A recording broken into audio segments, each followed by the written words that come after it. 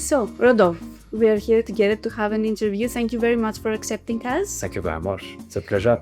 I would like to start from this year that you are celebrating 20 years of your maison. Are you preparing something to delight the lovers of champagne? Yes, yeah, we do. 20 years, it's a big anniversary, you know. We are not 20 years every day.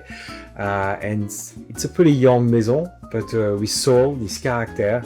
So for the 20 years anniversary, we create a special cuvée, a Blanc de Blanc, beautiful one, very limited editions for the 20 years anniversary. Only Magnum that we start in 2015. We put in the cellar for the 10 years anniversary, and we are going to release soon also in Greece by the end of the year. We also are making some celebrations in our hotel, our new hotel. So we just launched a little hotel in Avise, in Champagne.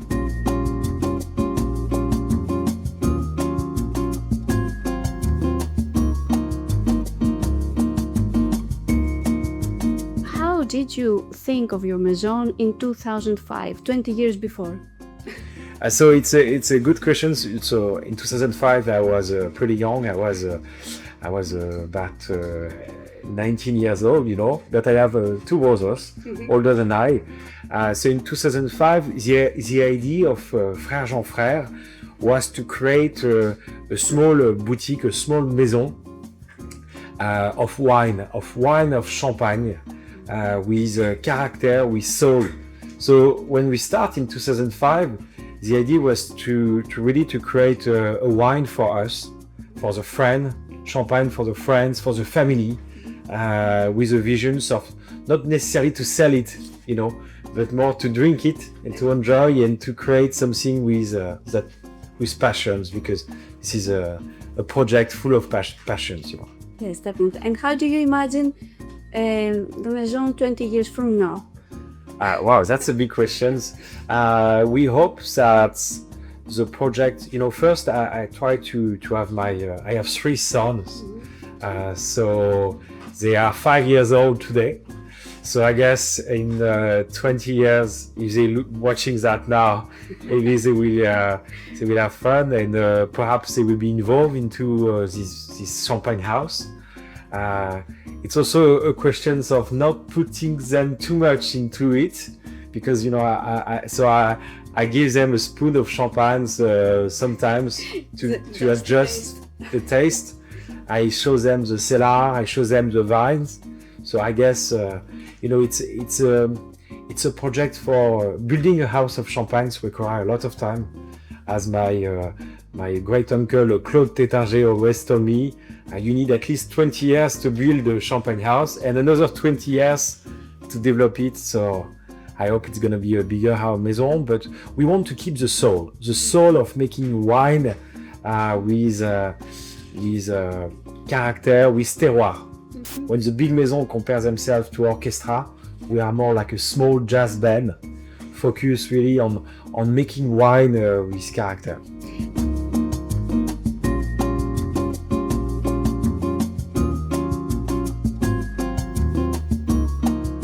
Have you always envisioned a career in the world of champagne? Yeah, I think so. So for my father, we're from Burgundy, and for my mother, we're from Champagne. So we really have this double influence into our wine. We do have also Burgundy wine. I guess so some of our champagne has this style, almost like a Burgundy style. So we make wine of champagne.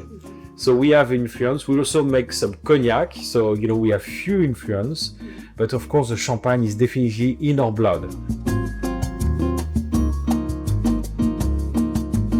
Could you please share some thoughts about your family background? How did your passion for champagne begin? The passion for champagne began in the very early days when we were doing bicycles with my brothers in the vines when we were 6 years, 7 years, 8 years. From the early days, I get baptized by my godfathers with a spoon of champagne when I was 2 years old. So, you know, everything started in the early days. So that's why you do the same with your Yes. sons. Yeah, it's a family story. You know, it's a family story. We love champagne. It's definitely a special wine also. It's a wine a bit magical. It's a wine of celebrations, of course, but it's a wine that we really love. So we always have this love for the terroir of Champagne, for the wine of Champagne, for... Could you share with us a secret of a good champagne? I guess the secret of a good champagne is first the time. The time really reveals the quality. Actually, very few people know, but champagne can age very well, you know, and you need some time to have the complexity. Especially when you talk about Grand Cru, Premier Cru. Frerejean Frères is in the Grand Cru village of Avise. So we really talk about 1% of the best grapes in Champagne. But those Grand Cru, they require much more time to evolve because they need time to reveal all the complexity of those great terroirs. Now you're present in 22 countries, if I'm not wrong. Japan was a very important step some years before. Is there any country that you want to conquer now? Greece, very much. Of course, I mean, we're starting well with Greece, but yeah, we start at the beginning with Japan, with UK, with USA. Of course, we're doing well also in Italy, in Switzerland. France is a big market, but definitely Greece has a big potential. First, I love Greece. I love the culture. I think it's a charming culture with wonderful people, great food. The food is really lovely. The islands are the most beautiful islands in the world. So Frerejean Frères is doing pretty well in Greece. It's a beginning, you know, but we are in some beautiful hotel like the Grand Bretagne or something. We have some great clients in Greece. We have, for example, the Costa Navarino, also the W, the Zuma in Mykonos, Namos. We have this fantastic, I don't know if you know, this beautiful 2-star Michelin. I think it's called the Delta restaurants, amazing, top chef, great restaurants. We were in Paros. I just come back from Paros. I love Paros. I go there every year. Go back for summer. So it's really a place that I really love. So we really want to start our champagne to do well in Greece. I think that we're going to welcome you. Thank you so much. I also. Let's go now to the wine tourist project. You have managed to make exceptional concepts. Is there a lot more to do for wine tourist lovers? In Champagne, yes, there is a lot to do. So we would love to invite you to come to see our place in Champagne. We actually have some sommelier coming from time to time from Greece soon in October. You know, the great things about Champagne is only 2 hours from Paris, which is amazing. So because it's 2 hours from Paris, it's very convenient. It's very easy to go. You know, you can go there directly and take a bus or a car, and in 2 hours you are in Champagne. So Champagne has a lot to give. It's a beautiful terroir from the UNESCO, classified at the UNESCO. So it's a lovely place. So we're starting our little hotel there with about 10 rooms. It's almost finished. It's going to be really beautiful. And when it's going to start to have the ability to welcome guests? So officially, it's going to be more in 2026. Unofficially, we are starting to welcome some guests, starting now actually. We have all the rooms are not completely finished, but we open to our top clients, to the sommelier, to the journalist, to private stays. Some private, yeah, exactly. So very nice, very nice.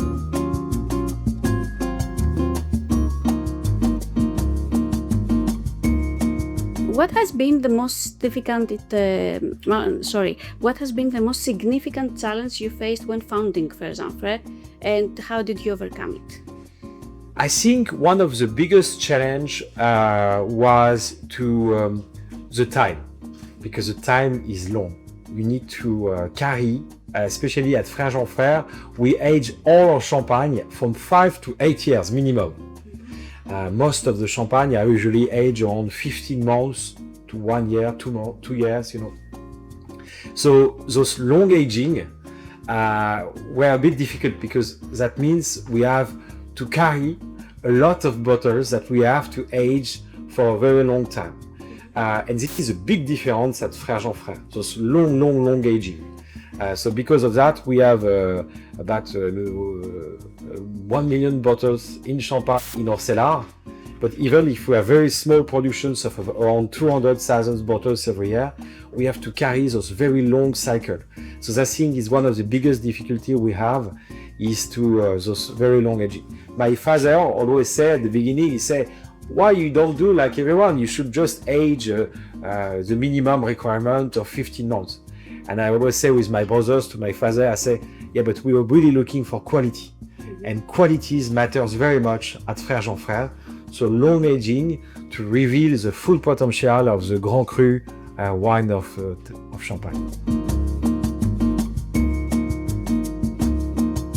Quality is one factor, tradition is one another, and innovation is one third factor that you have to implement at what you do.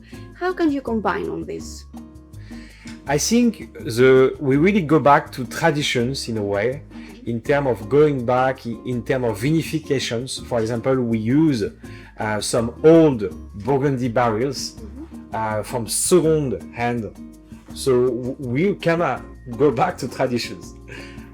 Innovations, I guess, the hotel we are building is quite innovative. It's actually pretty much like the mix between old and modern.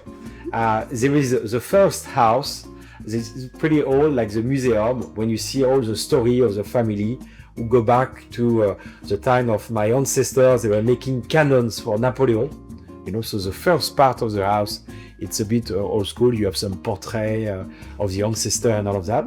And then you have the second house, which is the hotel, which is very modern. So, you know, we try to bring innovations there, and we have a beautiful sensorial experience at our house in Frèrejean Frères, with music, with light, with an amazing room, which is really amazing, pretty modern and innovative. Very nice. Looking forward to come. You are invited. What is your philosophy about sustainability, and how do you implement sustainability in your projects? Yes, very much. We do a few things. The first one is we going more and more towards organic methods. So even if everything is not fully organic yet, but we have few parcels who are organic. For example, the old vines of VV26 is moving toward biodynamics. So we're doing this because we also want to do some test and learn to know what is really the best method in terms of quality, because this is the matters at the end of the day is about the qualities. Something also is we implement a solar panel on our, now we don't have the same sun as in Greece, in Champagne, but we do have also some sun, especially more and more with global warming. So we use solar panel to be fully sustainable in terms of energy. So in order to have the entire production of pesticide or the use of sulfite and others. Very nice.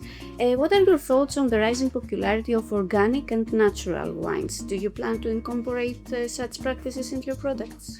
Yeah, we do. Mm-hmm. So especially with the VV26, it's a very old vines from 1926. Mm-hmm. So again, passing everything to biodynamic. Because, you know, at the end of the day, when you have a beautiful terroir, a Grand Cru terroir, and for VV26, for example, it's one parcel, so it's less than 1 hectare, very small. I always take these comparisons of jazz. I love jazz, you know, and Frèrejean Frères is more like a small jazz band. So sometimes we just play one instrument, like the VV26 is only like, would be Miles Davis doing the trumpet, you know. And so in this case, we want to be able to be the voice of the terroir in the most transparent way. So by actually removing any form of like pesticides and going to organic or biodynamic, you really have a clear pictures of what is the terroir. You know, when you speak about what is a terroir is about provenance. And when you don't treat, you can really speak with accuracy and precision about the terroir. So really the vision is to go more and more toward organic and biodynamic actually, but it's difficult because it's very cold also in Champagne. So sometimes we have very cold winter. We can also sometimes we have difficult year. We can have also sometimes some mildew, some disease. So we have to learn also to work in a natural way in a difficult terroir for that, because again it's cold and it's also the beauty of Champagne, where thanks to that we have a beautiful acidity, complexity. What is your favorite label? Of our house? Of your products, yes. That's a very hard question. It's like, you know, I have 3 kids. It would be like, what is your best son? You know, I love all of them. I love all the wine we have. Of course, there is some who have a lot of talent, I have to say. I love the rosé, for example. I think the rosé is really wonderful. It's a very special rosé. Do you want me to serve you a little glass? Yes. Okay, I'm going to serve you a little glass. It's a beautiful wine. The rosé, it's a Chardonnay based Grand Cru wine, which is very unique. Most of the rosé are usually only Pinot Noir, Pinot Meunier. Here you have 60% of Chardonnay Grand Cru, 40% of Pinot Noir, and 12% of red wine, Grand Cru red wine from Ambonnet, which is a magical terroir, Chinchil. How do you say that in Greek? Στην υγειά μας. Στην υγειά μας. And it's a very special rosé, beautiful color, quite like kind of almost like salmony, orange, but with a beautiful and the nose really go kind of like salty nose of almost like cherry, rhubarbish. It's very dry, it's very complex. It's very nice. I already tasted. Yeah, it's pretty unique, and you have a nice vinosity also.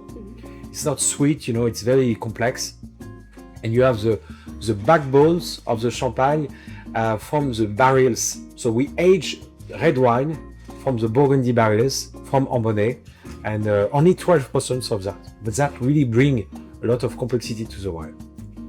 So, becoming an official partner of the Grand Table du Monde in 2024 was a milestone. But what does this recognition truly mean for you? I mean, it means a lot for us. We always been a partner of the gastronomy. So we are the partner of the Michelin Guide for about 5 years before. And for us, Les Grandes Tables du Monde was really totally aligned with this strategy of being a champagne for gastronomy, a wine of champagne for gastronomy. So Les Grandes Tables du Monde it's once a year, only the best Michelin star, 2-star and 3-star from all over the world who join for one beautiful event. And this time it's in Athens, and it's in October, which is going to be amazing. And so we are really proud to be partner of that, because, you know, we make, again, wine of champagne for the gastronomy. 80% of our bottles go to a Michelin star restaurant or to a restaurant, you know. So it's kind of like where we are with Gravata. Very nice. How do you see the champagne market evolving in the coming years, and how are you preparing for these changes? I think champagne will always be champagne, first things. So I am pretty optimistic by nature, I guess, but also truly because I believe that it's still an amazing terroir. And of course, you know, champagne is always following the health of the world economy. So, you know, when the world is struggling in difficulty, like right now, there is a lot of crisis. It's a difficult timing with a difficult political situations. And of course, so because of that, Champagne needs to have like a healthy... Champagne is kind of like the way to see the health of the economy of the world. But you know, it's going down, it's going up, it's going down, it's going... But on the long term, Champagne is doing pretty well because it's an amazing wine. It's a magical wine with a magical terroir. And at the end of the day, most of the people in the world love Champagne. It's very unique. And so, you know, I believe in Champagne. I'm proud of this terroir. And we believe there's still some great years in front of us. Were the announcement of Donald Trump a shock for France, which is one of the countries that has the most production of wine? How was that for you? I mean, of course, we are affected by this because the US, it's a big market for us, you know. But we believe that at the end of the day, hopefully, we're going to find a deal with Mr. Donald Trump, and potentially we will make sure that we can still selling champagne in USA. We hope so, because it's a big market for us. It's our second biggest market after France. So it's a big market, and we invest a lot in US. So let's hope that they're going to be good. Let's hope. Let's hope. You know, we have to believe in hope. I think also the Americans love champagne. So at the end of the day, you know, they want to drink champagne. So it's also, and champagne is not something you can just replace with an American sparkling wine. You know, champagne is first about provenance, about terroir. In Champagne, in France, it's about a very special know-how. So it's not something you can replace for something else. What advice would you give to young entrepreneurs looking to enter the wine industry? So for young entrepreneur, I think wine is first about provenance. It's first about tenacity, persistence. It's not easy necessarily to make wine. That require to have visions. There is difficulties also because, you know, wine is about seasonality, so it's not an easy path, I guess, you know, because you can have some bad seasons, you can have some good vintage, some bad vintage, so you have to keep to have a strong resilience, I guess. But it's also an amazing things when you have a great vintage and you are able to create a beautiful wine. You know, I guess it's one of the biggest achievements. So making wine, it's an amazing experience. It takes times. After 20 years, we're finally getting there, you know, but it's not an easy path, but it's a lovely path. And there are a lot of great things to achieve in one. And one last, more personal question. What do you like doing during your spare time?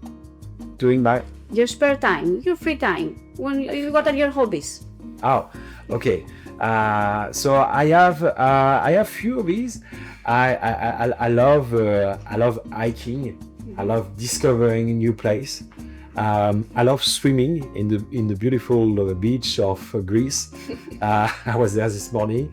I love a lot of things. I love gastronomy. I love food. I'm a big foodista. Really? So I love discovering food. You know, I guess I'm pretty much like an Epicurean. I love wine also, so I make wine, but I love discovering wine. I love Greek wine. There's some great white. I love especially the white wine from Greece. You know, I have now I have a lot of passions. I play tennis, but I'm not a big tennis man. But I thought.